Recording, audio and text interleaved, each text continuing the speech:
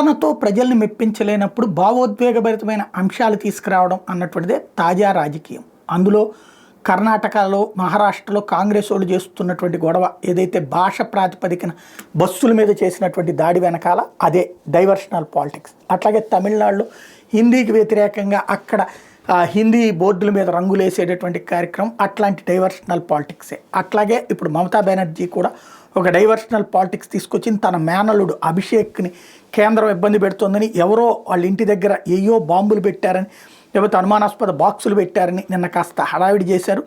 అక్కడ బాంబు స్క్వాడ్ల ద్వారా తనిఖీలు చేయించడం, ఇదంతా థ్రెట్ ఉందన్నటువంటి కోణాన్ని చూపెట్టి అతనికి Z+ కేటగిరీ సెక్యూరిటీ ఇచ్చేటటువంటి దిశగా అడుగులు వేస్తోంది మమతా బెనర్జీ. సంథింగ్ అతన్ని వారసుడిగా రేపు అనౌన్స్ చేసి ముందు అతన్ని పెట్టి తను ప్రధానమంత్రి అభ్యర్థి అనేటటువంటి పేరు చెప్పి రాజకీయాలకి, ఎందుకంటే బెంగాల్ ఎలక్షన్స్లో మళ్ళీ గెలవాలంటే కష్టం కాబట్టి ఆ రూట్లో అడుగులు వేస్తుందా చూడాలి.